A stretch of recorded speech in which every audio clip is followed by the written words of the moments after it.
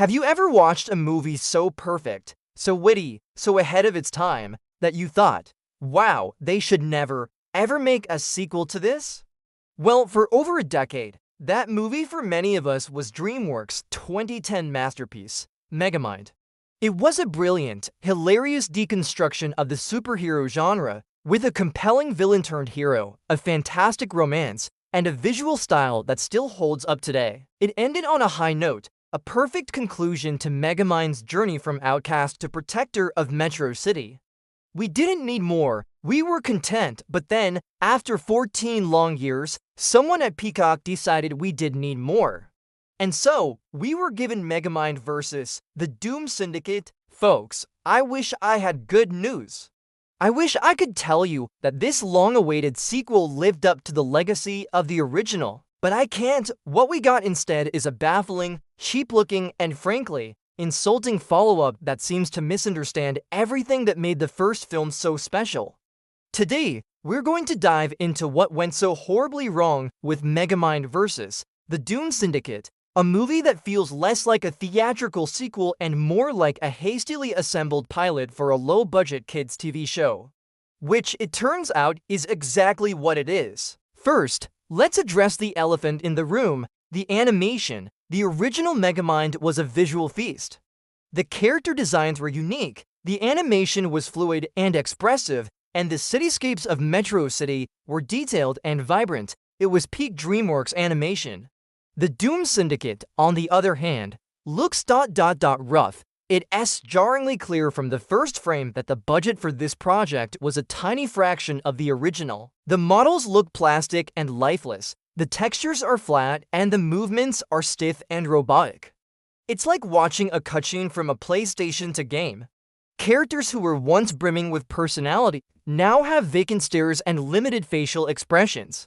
It's a massive downgrade that immediately disconnects you from the world and its inhabitants. You just can't shake the feeling that you're watching something made on the cheap, which is a terrible first impression for a sequel to such a visually stunning film. But okay, maybe we could forgive the animation if the story and characters were still great, right? Unfortunately, this is where the movie truly falls apart. The plot is paper-thin. Megamind, now the hero of Metro City, learns that his old villain team, the Doom Syndicate, has escaped from prison.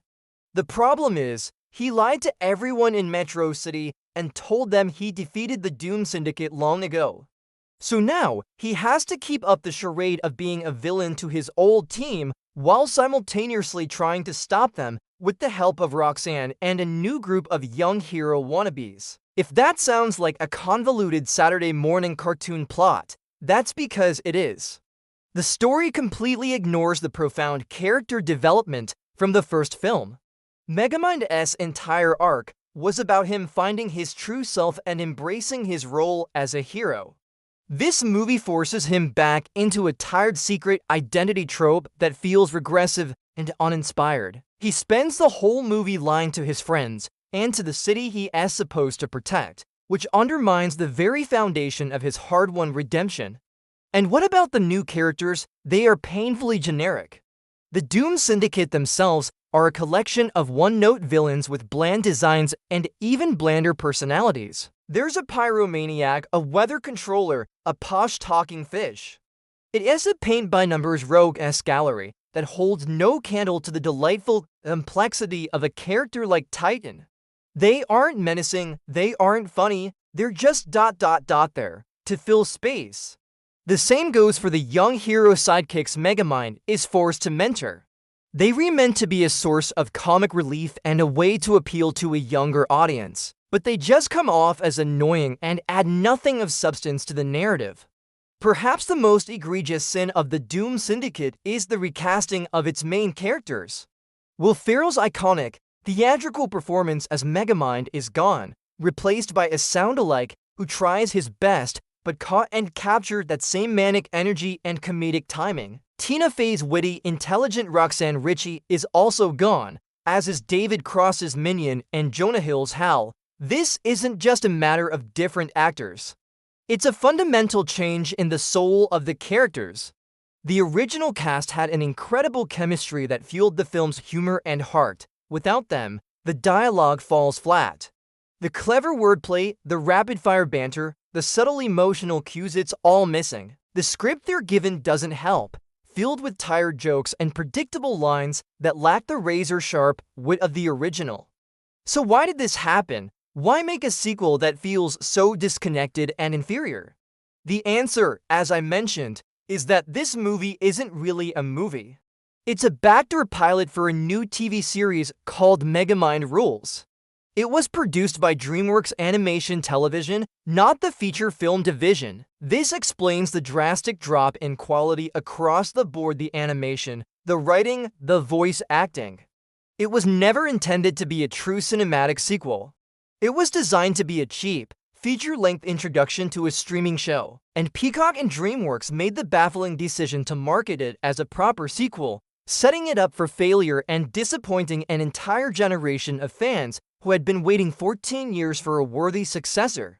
This whole situation is a cautionary tale about brand management and respecting a legacy.